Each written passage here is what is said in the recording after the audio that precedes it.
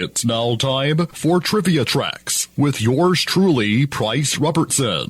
This edition of Trivia Tracks is brought to you by ProMed Ambulance Services. Care you can count on. And Beth Smith at Edward Jones. Edward Jones, making sense of investing, member SIPC.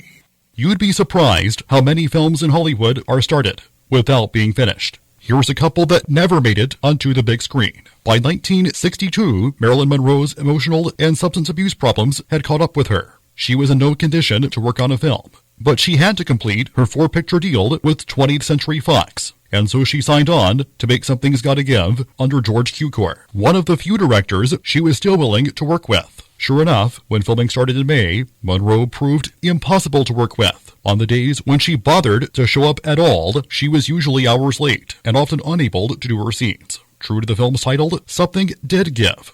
Monroe herself. Her erratic behavior helped to push the film over $1 million over budget in just a few weeks of filming. Fox was also in deep financial trouble with Cleopatra, already well on its way to becoming the most expensive film ever made. They couldn't afford another loser, so they fired Monroe, then rehired her when leading man Dean Martin threatened to walk off the set. By then, it was too late. Monroe died of a drug overdose before filming could resume. Her last completed movie was The Misfits, released 1 year earlier. Director Billy Wilder got the idea while filming his 1960 classic The Apartment near the United Nations building in New York. It occurred to him that the Cold War seriousness of the UN would make a great backdrop for Marx Brothers film, even though the brothers had not worked together since their 1950 release, Love Happy. He pitched the idea to Groucho Marx, who liked it and told Wilder to work out a deal with his brother and agent, Gummo Marx. A Day at the UN came late in the Marx Brothers' careers. Too late. Harpo suffered a heart attack while the script was being written, and although he recovered, insurance companies refused to cover the Marx Brothers for the time that it would take to make the film.